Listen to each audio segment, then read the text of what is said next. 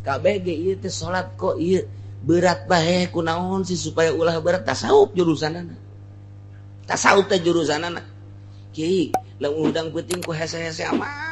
cenah di tengah tugas teu bisa dipaksa ketah lamun nanyakeun kos kitu mal dijawab ku dokter mal bisa.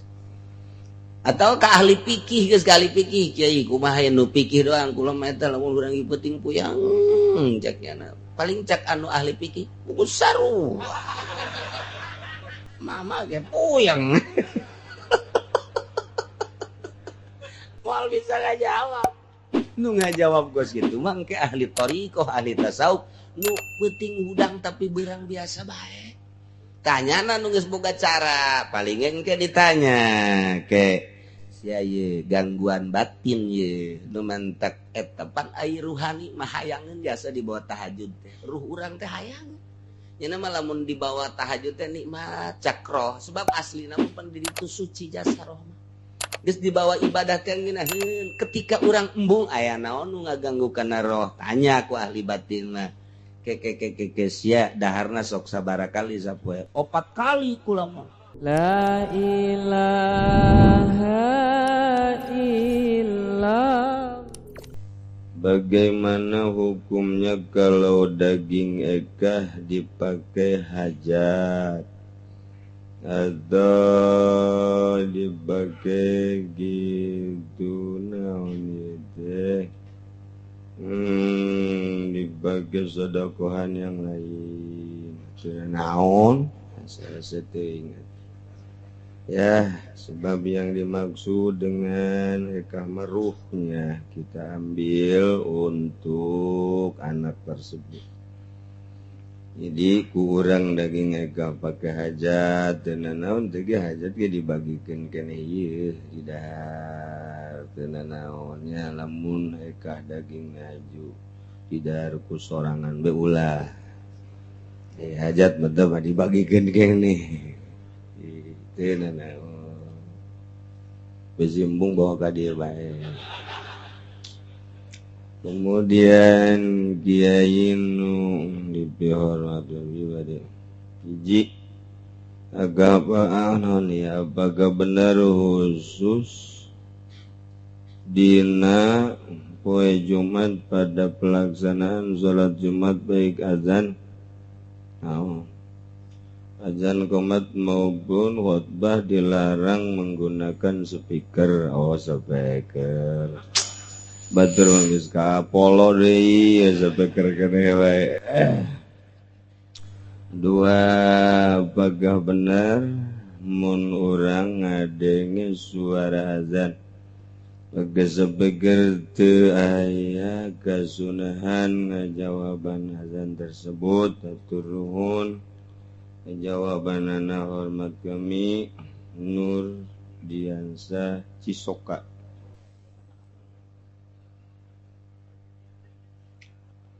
Soal speaker mah sama soal alat aya alat mah atuh latunatu bil hukmi tebadali jeung hukum sapira alat tuh teu bisa dihukuman haram halal makruh alat malatunatu bil hukmi teu bisa tama jak ulama lain jakula wal alat latunatu bil hukmi alat mah teu patali jeung hukum teu bisa dihukuman haram halal teu bisa. Jadi anu dihukuman mah istimalna ngamaklutanana makena eta makena bedog teu kahukuman ku hukum halal haram nu dihukuman make bedogna mun pake nuar tangkal jauh sorangan jauhna geus kolot bagus bawa ka dieu jauhna mun pake nuar gayu nu tatangga atawa jauh tatangga teu izin heula atuh haram kitu bae tah mah kita golok lamun di bagian warga Yunus sorangan jang kepentingan dapur bagus. Kita golok bagai mepeh tatangga tu haram. Kita istimal lah. Mobil ge sarua bae lain sampai kerbae mah. Mobil ge sarua orang boga mobil alat. Latun bil hukm itu sarua alat transportasi. eta mobil ke orang lamun dipakai ngaji bagus, lamun dipakai ke puncak poe minggu setengah bagus. Gitu eta mah tages kahalal arti lah kos gitu ieu. Ieu mobil lah mah teu sapira mobil. Itu ayeuna mah sapeker alat muka biru saut ngaranna jeung pembesar suara speak eta bahasa Inggris speak teu bicara. Iya tuh. Kerek. Iya. Jadi berarti pembesar suara speaker ngaranna kitu kumaha digunakeunana jang berjamaah supaya akur seperti di Mekah di Madinah wajib ngagunakeunana lantaran lamun teu make speaker wah tuh acak-acakan dihareup geus ruku sujud geus nangtung deui di tukang gagarag Allah soal beres tugas gitu ya supaya paham betul adapun pengertian lain atau sabodo jatuh angges masalah sampai ke rumahnya kurang pembahasan dina usul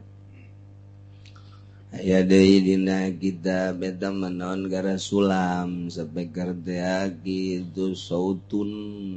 haram orang ngadengekeun sautun yakhruju minal hadid ngadengekeun suara nu kaluar tina besi eta teh nu kaluar suara besi dina besi min eta min huruf jar al hadidi majrur kudu jar lam jar kasajir saja. Jadi suara minal hadid ti besi ti zat ya besi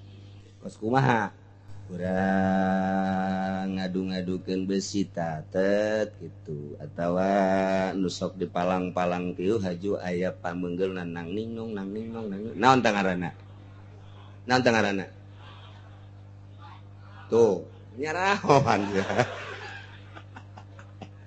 besi jeung besi diadukeun sautun yakhruju minal hadid suara nu kaluar ti besi min huruf jal al hadidi majrur kujar majal kasr. Jadi di era lain suara nu kaluar tina besi lain suara sapeker. Jadi ditu ge minal hadid berarti besi jadi besi ngaluarkeun sora minal hadid ti zatiah besi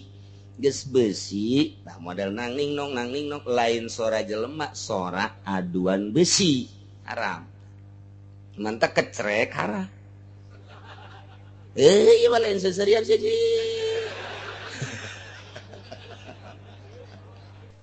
Jadi kadinya dah kecrek teh ya besi jeung besi. Tuh besi jeung besi ngadu cek haram. Sautun yakhruju minal hadid. Tuh kahartikan kurang mantap. Ditartib heula cak urang kulon mah tuh sautun jadi naon tah sia nargib nangis teh nyaho tata kos kitu tah jadi min ti mana tah ji ari ieu mah lain sautun yakhruju minal hadid dia memukabbirus saut ngaranna pembesar suara sebab minal hadid berarti besi suara besi berarti tuh lamun kaluar tina motor eta berarti sautun yakhruju minal knalpot eta ieu mah keur carita eta suara tina kenapa trot nah lamun tadi gambang mangting tong tah eta sautun yakhruju minal hadid kuari lamun kitu teh cara Oma Ira mana ngaranna? Sia nyarah bae. Eta sarua yakhruju. Sautun yakhruju minal kawat eta. Saya ulah hese-hese lah diarabkeun ya hese. Bahasa urang bae. Tah lamun nu kaluar di tukangeun urang sautun yakhruju naon tah? Itu tah ngaranna tuh. Jadi cek aliman tek mah atuh kudu di tasawur heula. lain sautun yakhruju min lahdi mukabbiru saut sok disebut cek kurang emrik mah speaker ya alat mah neku kumaha ge alat talamun tadi ta alatul lahwi asupna sautun yakhruju min lahdi mah alatul lahwi haram kecrek teh suara nu kaluar tina besi ari ieu na mah ye ari naon negara robana na terbang nu kecrek anda tuteunana cenah ieu mah dipasang lagi ku Habib ya Habib tinggal Habib ieu mah cenah nu nakolna Habib atuh Habib sarua bae pan cenah Habib si kos kitu atuh Habibna teu ngaji ulah hese-hese gitu bae cenah ku ari mah Habib maca sholawatna maka tanbur teh kendang gede teh atuh haram bae alatul lahwi kita pakai maca sholawat, gitar, tanbur, kendang, pakai maca sholawat. Kos gitu beta manggis, titik bahasa amat sih. Sekali haram atau haram. Geus ulah aya hese-hesean. Geus teu kudu cenah ieu mah kiai gitarna leutik. Siapa sok macam-macam bae. Atuh kullu maharuma kabiruhu pasogiruhu ge atuh kadali. Tiap anu gede na haram atau anak lagi sarua. Eta ngaji lalagaan ge hese tah ngaji kos kitu tah. Eta hese ngaji lalagaan tapi hese. Itu lain lalagaan, siana bae ngadengeun lalagaan. Geus urang. Speaker mah alat kumaha maklut nu di alatana namun eta speaker pake nyanyi dangdutan haram. Speaker kumaha digunakeun namun pakai berjamaah di jamaahna nu loba mun sakira-kira teu make speaker teu kadenge wajib berjamaah. Mun urang ngaji kuari kieu tergantung nu dibahasna lamun nu dibahasna urusan fardu ain kaya ningal bahas Fatihah wajib pakai speaker. Tapi lamun nu dibahasna bangsa hukum-hukum syarat tergantung nu dibahasna. Lamun duk ngabahas hukumna hukum anu patali jeung wajib atuh wajib, patali jeung haram atuh wajib ngagunakeunana supaya ngarti. Dan selanjutnya ieu speaker. Kuari pake berjamaah ngan duaan imam jeung muazin doang. Speaker tuh. Tah mah sabodo ente lah tah mah. Okos anu tadarusan penting-penting bulan Ramadan datang ke jam 1 jam 2 haram. Eta kos kitu tah sing bisa tah sapeker teh. Tinggal ngagunakeunana lain sapekerna. Atuh jak kendang ge kumaha ngagunakeunana kumaha digunakeun teu digunakeun mah teu kahukuman kunaon. Teu kendang teh teu. Mentak di dieu teh tadi mana tadi Cilongok bae layan wasiat jawara lamun maot pangiringakeun ku Tanji bae mah Tanji. Kununya budak kuari maka Tanji. Jadi Tanji mah nu gunung gede aya nu ka dieu ka handapan da naon ngaranna eta kos itu nu popep. Pancen kieu nyaho aing keur leutik eta liwat. Jauh jadi data. Tah hayang diiring ku Tanji ribut pon antara kiai-kiai ieu wasiat cak anakna nya teh hayang diiring ku eta cek kiai haram cek kiai teh lah tu cenah haram-haram ge ya wasiat ieu cek kiai teh kieu mana Tanjina aya geus iringkeun mayit di hareup nu ngiring kabeh Tanji di tukang ngan ulah ditabeung atuh masalah sebenarnya ditabuh atuh jadi diiringkeun. Aduh haramnya nabeuna. Itu ku hari orang boga pemandangan ieu dihareup ieu lah pokona trompet teu di hareup atuh masalah hidaek. Gitar nu haram ge ngagunakeunana. Ngan ai eta mah haramna haram zati. Patali jeung alatul lahwi aya haram aridi. Panjang jadi dongengna ieu. Ieu mah alat ba ieu alat kumaha nu digunakeun aridi berarti engkena. Geus aya haram zati, aya haram aridi. Nah eta kos kitu. Ieu jadi kesimpulan sapeker mah kumaha ngagunakeunana. Adapun aya jelema nu ngaharamkeun karena ieu eueuh ti Kangjeng Nabina jadi bid'ah atuh panjang teuing ge ka ditu. Panjang atuh ja inova ge eueuh di zaman Kangjeng Nabi. Aya ge onta. jadi lamunnya ndek ngakurkeun nu aya di Kangjeng Nabi ulah naik Innova nya naik onta teangan Gus ya onta cek ahli munazoroh mah encan kena gitu cek ahli munazoroh mah sok apa mana gitu itu bisa. Adapun hari suara sapeker azan kadenge ku urang atau di radio heula tadi radio nu azana di Istiqlal kadenge ku urang ka dieu melalui radio geus sapeker keneh ta eta teh sunah dijawab nu azanna di mana nu ngadengena di dieu kuari nu azana di ditu di kebon kalapa kadege ka dieu tah Allahu akbar cek fikih teu kudu dijawab teh sunah lantaran lain di pangjumaahan urang lain di tempat salat urang nu azana di ditu di pasar Kemis kadenge ja angin keur ka dieu Allahu akbar teh sunah dijawab kumaha mun urang salatna ka dinya haju aya sapeker suara sapekerna kadenge kurang urangna sok salat ka dinya andai kata teu make sapeker ge suara nu azan teh kadenge ku urang dikira-kirakeun nu kenceng lain cara aki-aki Allahu akbar Allahu akbar Allahu akbar asana datang ka aya ala salat paeh ge beureum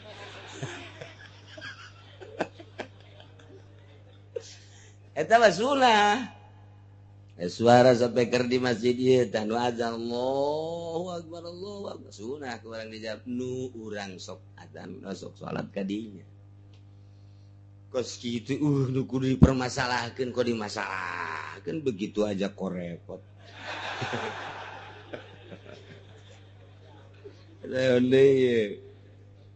kumaha bagi aing meuli tanah tanggal gayu-gayuna asup ka beuli atawa teh di masjid diitilafkeun benerna tanggal gayuna mah teu asup nu mutamadna mah urang meuli kae kecuali urang diomong ieu kula meuli tanah beri ku tanggal deui jadi itu tahu pas itu cek awal cenah teh kudu diomong ge geus maklum asal dirinya non gitu meuli tanah kayuna ge asup enggak cek saurang nanti aing mah teu ngajual ge taneuna aju ieu tanggal kayuna mah teu teu naon jadi kumaha mamangdeukna tah bingung cenah aing manusia mah emang lain eta ge bingung bae ieu tak kuari kieu cek anu boga taneuna teu kula tanggal kalapan mah teu ngajual ge taneuna teu masalah aju ra gaji ku sia tuh tah sebab ieu tanah aing henteu moal waka sewa tuh yang geus jadi tanah aing ayo geus atuh sewana sabaraha duit geus sabulan 1 juta oh masalah geus ai buahna meunang nangan 200.000 sabulan ai nyewa 1 juta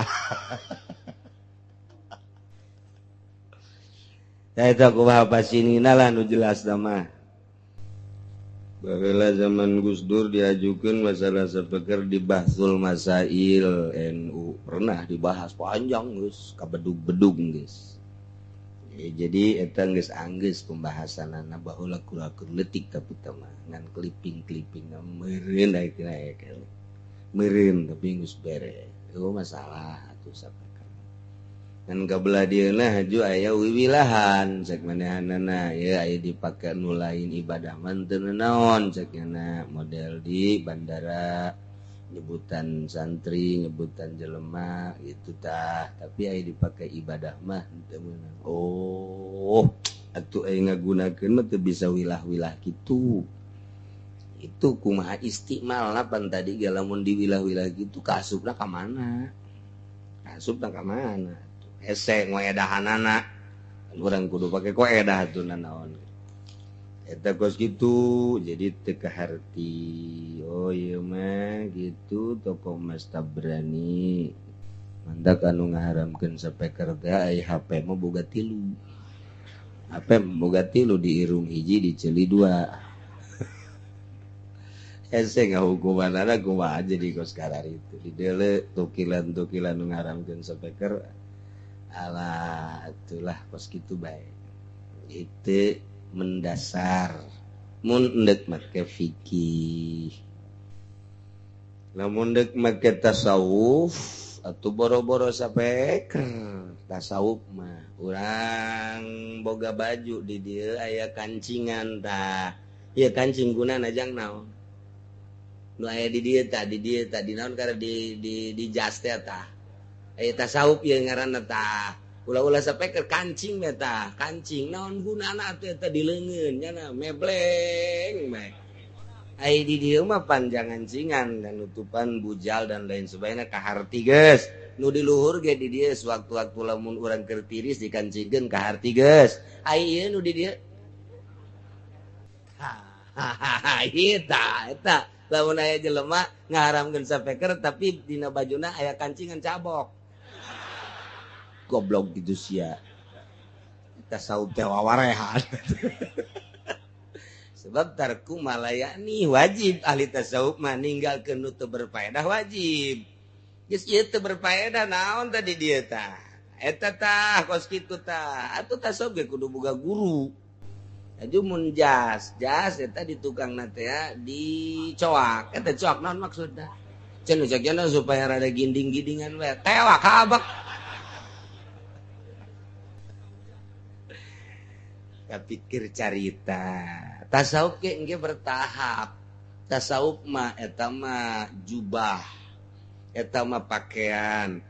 kolot ngaranna tasawuf ruhna adalah thariqah lamun jelema tasawuf teu berthariqah make jubah eueuh rohan jadi eta mah lamun jubah dipakekeun eueuh rohan eueuh jelemaan nu kos kitu ngaranna nu sok di sawah teh bebeging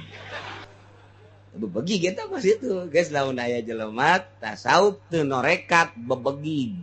engke urang mun sasalaman kiai bebegi atuh hese-hese amat pas itu namun jelema norekat tapi teu tasawuf ieu ge sarua mikung disaimbangkeun geus lamun norekat bari tasawuf sesuai ke norekatna datang ka mana sesuai jeung aturan guru saat ieu mah norekat teh kakarak tahap awal daharna ge masih keneh biasa atuh tasawuf teh kakarak datang ka dinya taekeun ke ku guruna ku ari mah daharna kamari 2 piring ku ari sapiring bae tapi nu kudu piring ge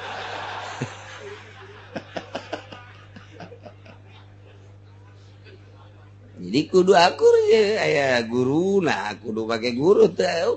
pake guru moal beres cenah dibacaan bae dina kitab Ihya atau Minhajul Abidin atau Hikam edan kege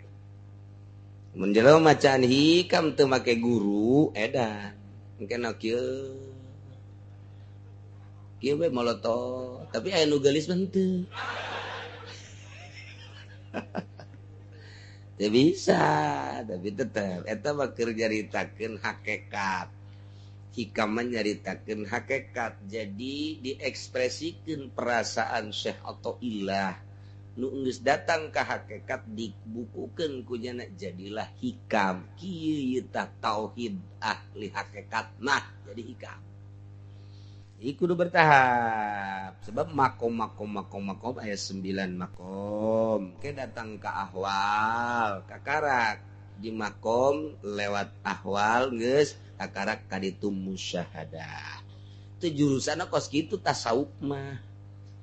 kitu tah geus lamun kuari ahli tasawuf mah nah ieu dahar ieu aya lauk lele buntutna bae ulah ka tengah-tengah buntutna itu kisah tasawuf keneh tah ge ke lamun eueuh jelema karena ka tengah beres jadina jadi tina urang ieu kudu nama ieu dahar teh hiji lele teh disetengahkeun eta geus tasawuf ngurangan teh eta geus tasawuf ngurangan kalazatan dunia tasawuf mah tarku malayani jeung tarkul ladzat ti dituna teh apaan aya tah kitu naon kana ngaranna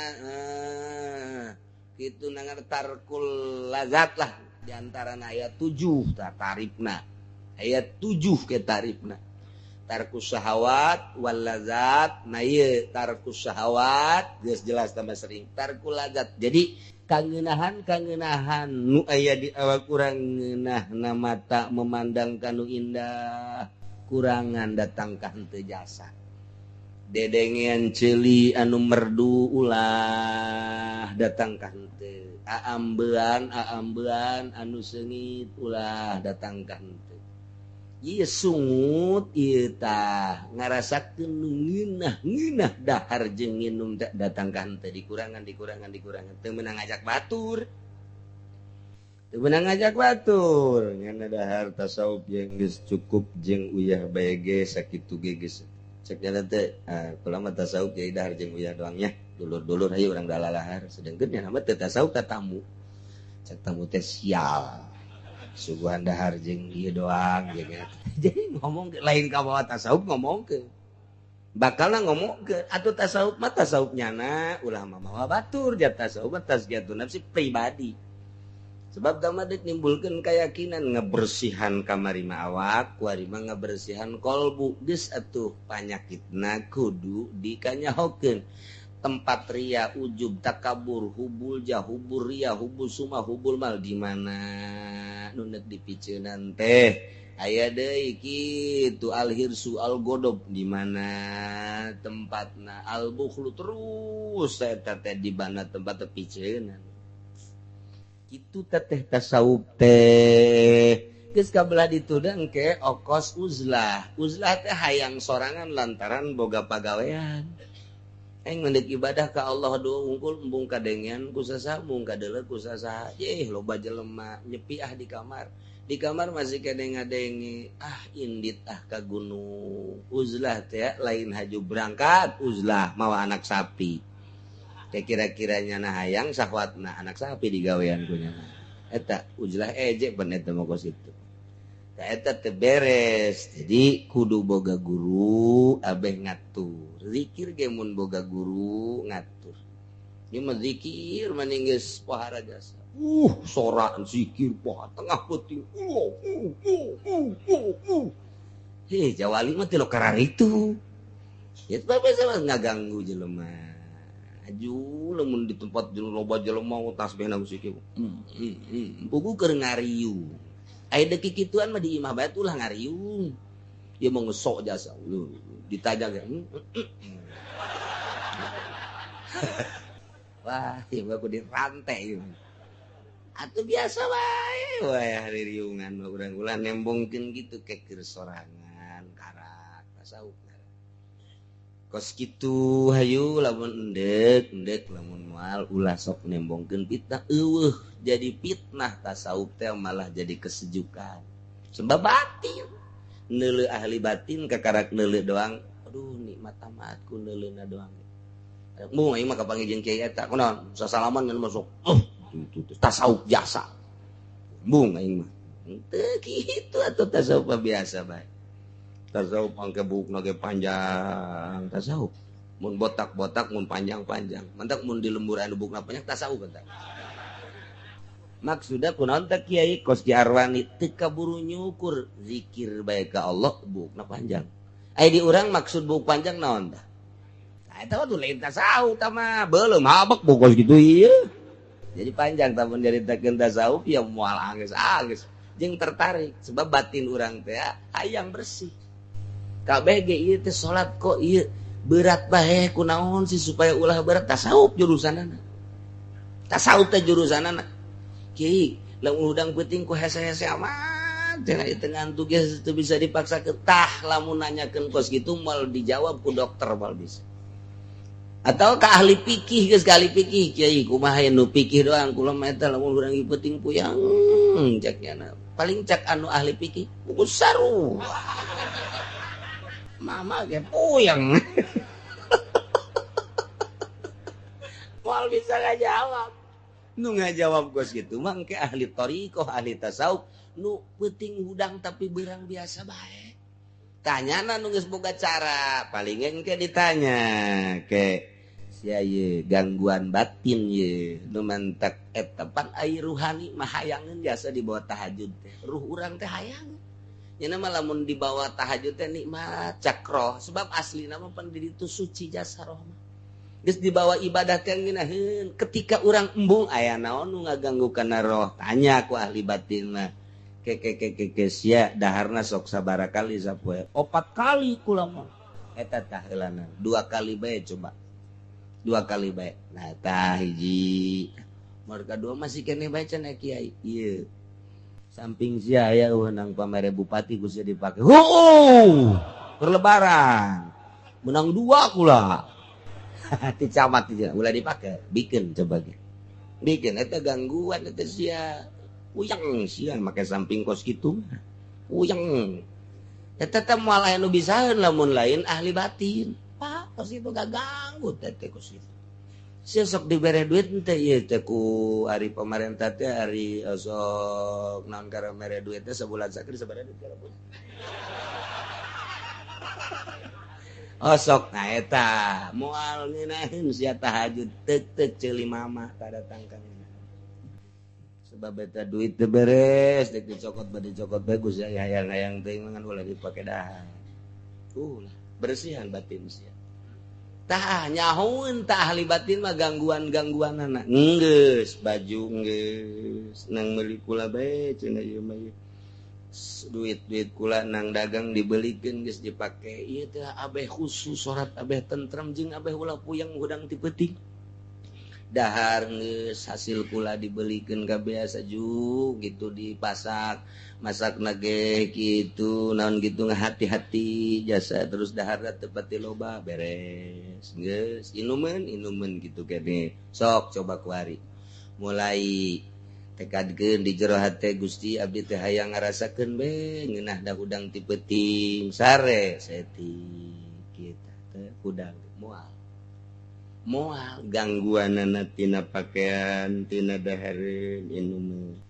masih kene bae cenah kiai laporan deui ka kiai ulah ngomong ngabohong sia coba ge bohong kurangan sok tobatan nu geus ti moal kuari rasakeun ku sia detik ieu aing moal ngabohong mulai hampa aya keneh cenah kiai pujang jasa ngomongkeun batur sia gibah sok coba detik ieu nu geus minta hampura geus ka Gusti Allah kuari mah moal ngomongkeun hampang atuh ka ditu ji atuh sadajan teu HS ge atuh masalah 2 poe teu HS ka 3 poe na ka rumah sakit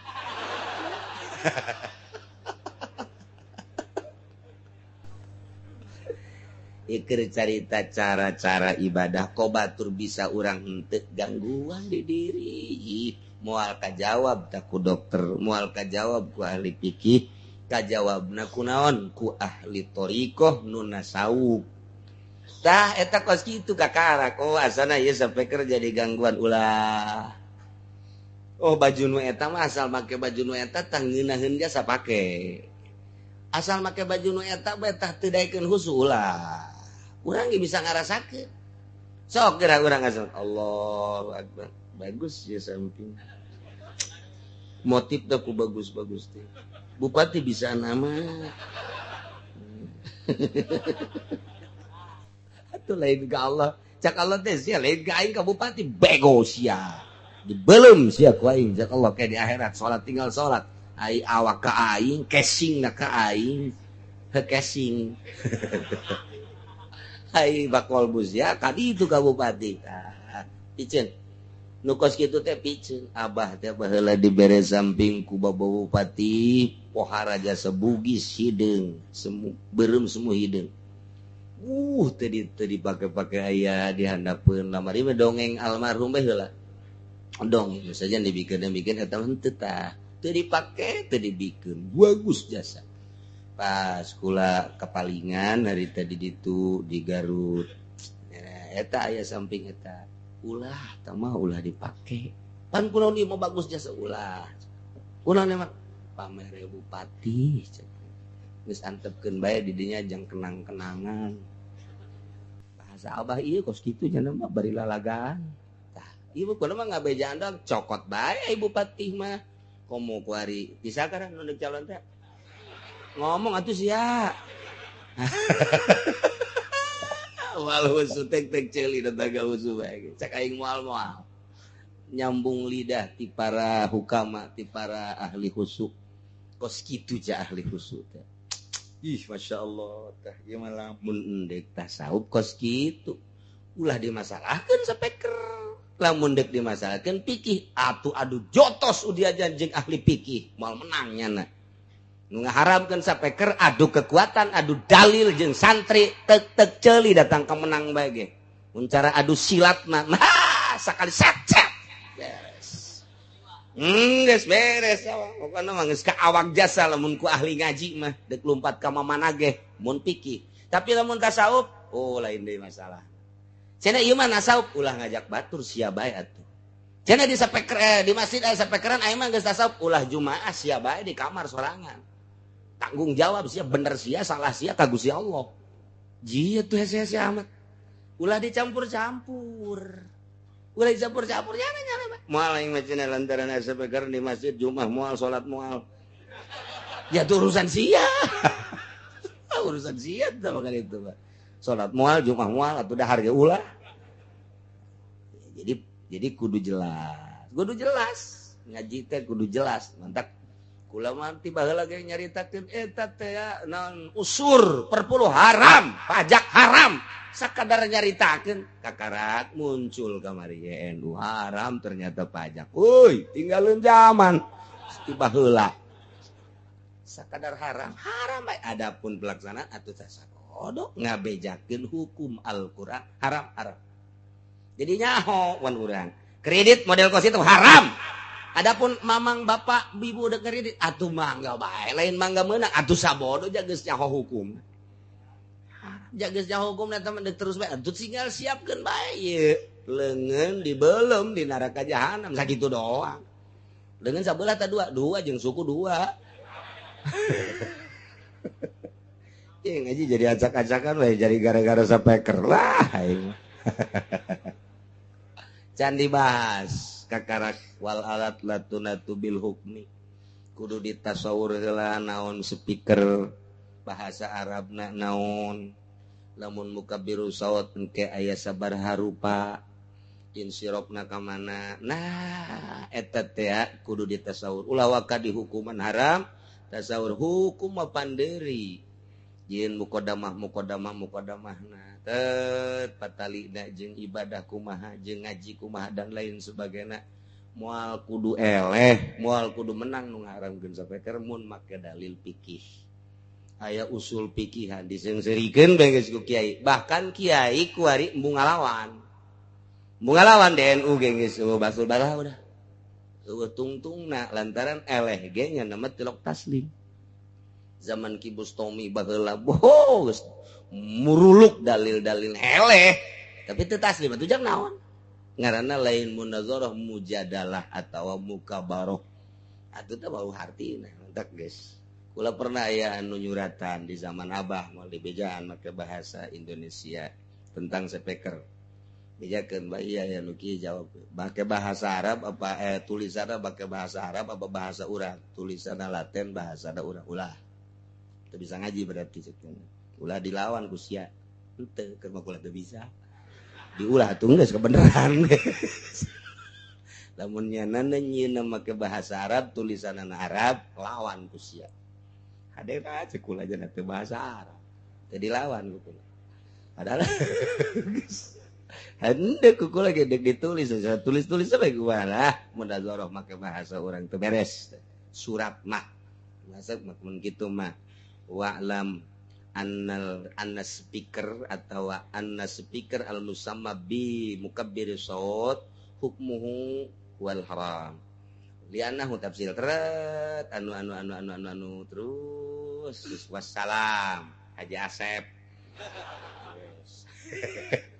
atuh kuku geuning ke bakalna diieukeun ke bakalna dinaon dijawab Waalaikumsalam warahmatullahi wabarakatuh la nusallimu da'wat anna speaker nah dilawan kuku lah hayang nyaho coba endeuh jadi make munazarah ke di ditu aya keneh deui kula ngajawab terus bae mun masih keneh aya mun kula eleh kakarak sujud kula ka ditu beres ya benten teh dilawan ulah teu geus atuh hartina berarti bodoh ieu jelema Geus bae ngalawan anu bodoh mah sarujeung ngalawan edan. Iya tuh kumaha. Iya ngaji ka mah.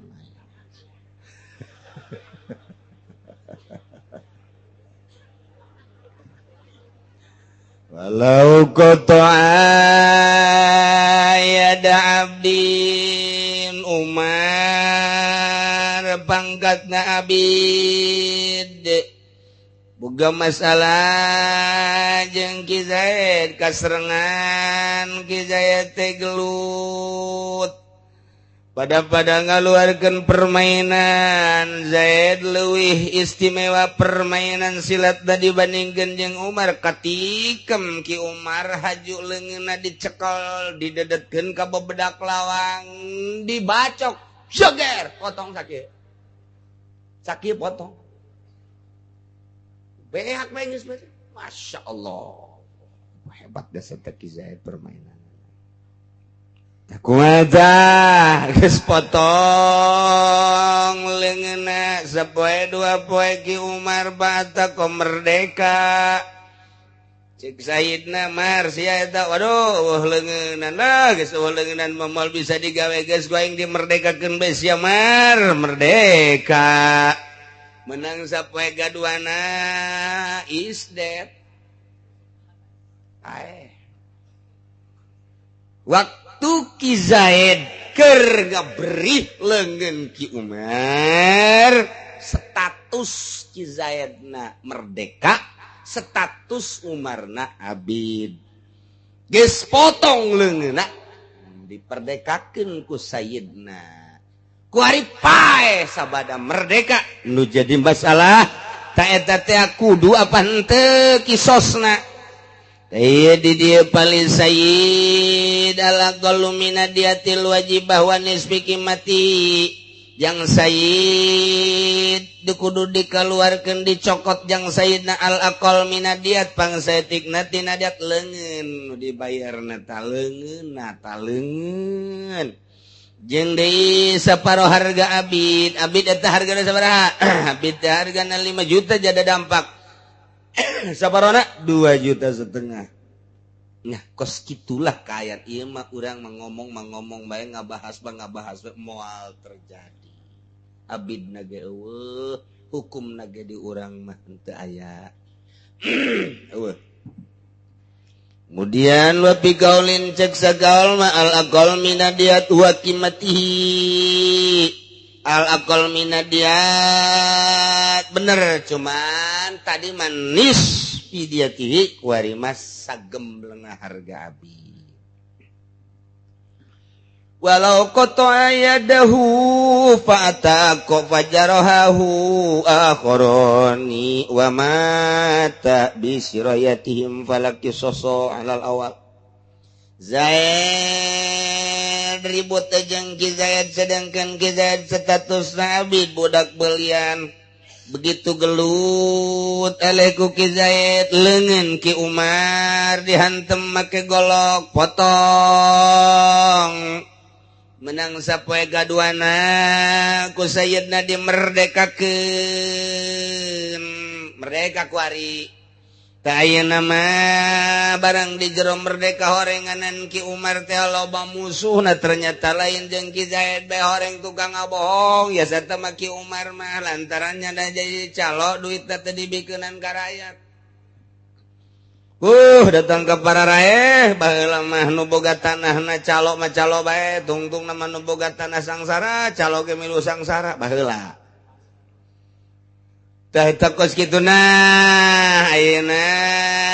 Ki Umar teh aya deui musuhna datang Khalid jeung Ki Bakar gelut deui geus eueuh leungunan ge geus merdeka tapi ku ari mah begitu gelut terus dihanteman sanggeusna dihanteman leles Ki Umar teh tah jadi berarti kutiluan ku ari mah ieu Ki Umar teh menang isuna bae Ki Umar nu jadi masalah ku ari pokok permasalahanana Zaid motongkeun leungeunna waktu Ki Umar ka Ki Umar waktu Ki Umar abid wari merdeka diberdekakeun ku Sayyidna dihantem deui ku Ki Khalid jeung Ki Bakar geus merdeka. Na ieu kumaha ieu kudu ngahukumanana kumaha? Pae ku ari Ki Umar ta eta palaki sosok alal awali Zaid mah teu kudu dikisos lantaran in kana huron Ki Zaid na merdeka ari Ki Umar nama abid laisa bimukafaah. Jadi henteu sapagodos nu ieu merdeka nu itu abid.